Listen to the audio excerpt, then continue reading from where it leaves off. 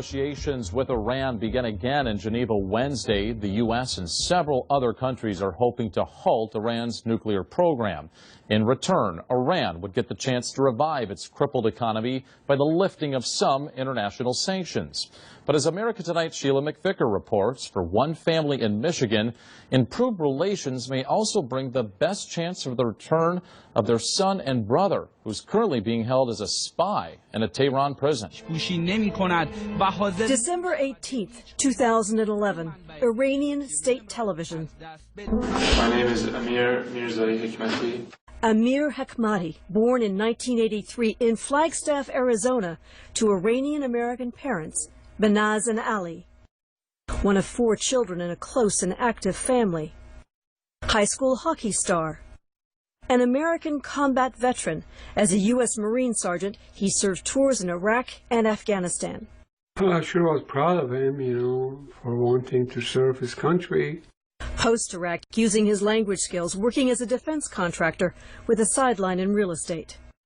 And then, in December 2000, in Tehran, accused as an American spy, an agent for the CIA, making this public confession. And I would also go out and conduct interviews. Back home in Flint, Michigan. The first time it was the news. It was his face in the TV. It was the first time in months that the family knew where Amir was. What did you think as you heard Amir speak in that confession video? I was shocked because I was just looking at his face. That wasn't him. I said, my God, what did they do to him? There was a secret trial. The Iranians produced Hekmati's military reservist card, employment agreements with defense contractors, unusual pocket litter for a spy, but evidence, they said, of his ties to the CIA. Hekmati was sentenced to death. It was sickening. I mean, we couldn't believe that it really got to this point. Months later, a new trial was ordered, and Benaz was able to visit. He was very bad shape. He was very bad. He was tiny. He was crying all the time. His face was like a chalk, it was white. And long beard, no shave. Hair was shaved. I was worried about him. Most of the time we were just crying. Me and him were crying. And from that day he told me, Mom, don't believe anything. I'm innocent. Ali, you haven't been well enough to be able to go to see him. No, I've been under chemotherapy. I've had radiation treatment. Ali Hekmati has brain cancer. How are you feeling now? So. I'm just taking it one day at a time. Mostly emotionally, it hurts him more than... Yeah, emotionally. Therapy, he's under chemotherapy, but thinking about him. What would it mean for you, Ali, to be able to see Amir again? Oh, that would be the whole world. I pray every day that I will have both of his hands in my hands, that I will be able to hug him and kiss him and tell him how much I love him and how much I miss him. I suffer a lot. It's too much every day. Every day. That when he's coming home. We spoke tonight to the Hekmati family in Michigan. Since we first reported this story, very little has changed for Amir Hekmati. He is allowed visitors once a month. He's no longer as pale and frail as he was after months in solitary confinement. But there is as yet no resolution, no sign of a solution, a pardon, a trial, anything. And the family very much want him home, Adam. And it's very obvious that Amir Hekmati knows that he is in this international spotlight right now based on that letter he wrote back in August.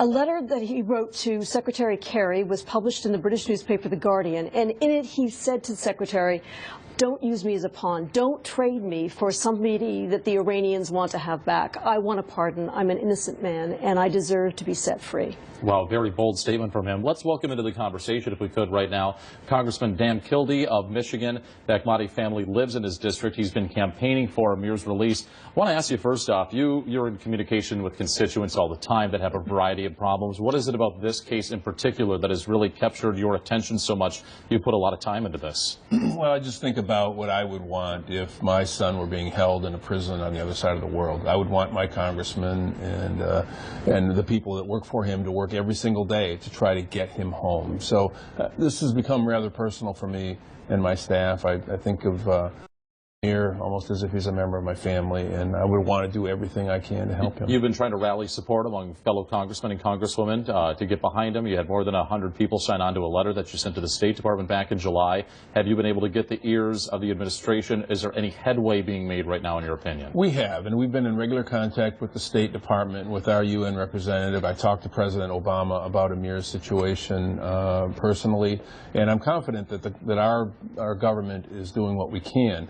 The question is whether or not Iran is ready to make a tangible step toward the international community. There's a lot of skepticism about Iran's intentions during these negotiations, and we're offering Amir's potential release as a demonstration of their seriousness. Do you know if Amir's case has been raised by either President Obama in his conversation with President Rouhani or in the dialogue between Secretary Kerry and the Iranians? When I spoke with President Obama, he indicated that he and President Rouhani spoke about Amir's case specifically.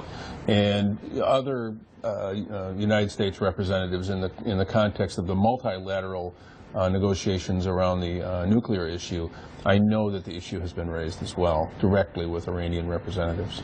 So there's an indication that this case is now being given the attention that it should.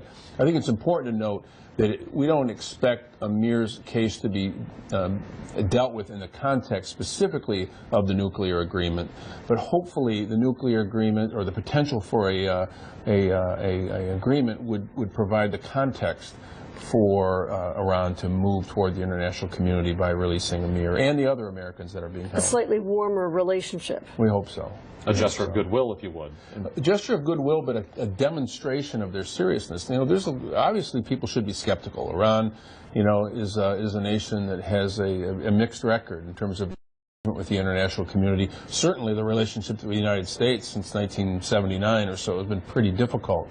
We need to see something tangible, something real, not just words, not just a gesture, but when there's a question as to whether the veracity of the Iranians can be relied upon when it comes to the nuclear question, a way to demonstrate that is to release Amir and to show that they're willing to rejoin the global community as a global citizen. This would be an important way for them to do that. I could only imagine for him sitting there in a prison in Tehran, and you get news that there are going to be some discussions, that people are going to start talking about your case. It would give you a glimmer of hope. Right. And then weeks go on, and then nothing happens again. You've been in communication with the family and your sources there. How is he holding up through all of this? Well, you know, I think the last few weeks have been more difficult from what we understand. There had been some hope, certainly with the United Nations General Assembly, President Rouhani's visit, the attention around the nuclear negotiations gave everybody some reason to be cautious but optimistic, and I'm sure Amir felt that from what we know.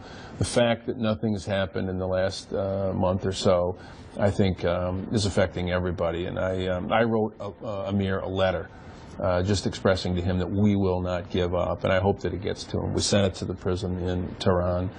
We hope that somehow it gets to him, just to reassure him that nobody will forget him. We will never forget that he's there until he comes home, and we look forward to the day that happens. And a long letter posted in The Guardian as well about his case, kind of keeping it there in the international spotlight. Exactly. America Tonight correspondent Sheila McVicker and Congressman Dan Kildee from Michigan. Thank you both so much for joining us and talking about this important case. Well, coming up here after the break, it's a decade of service. The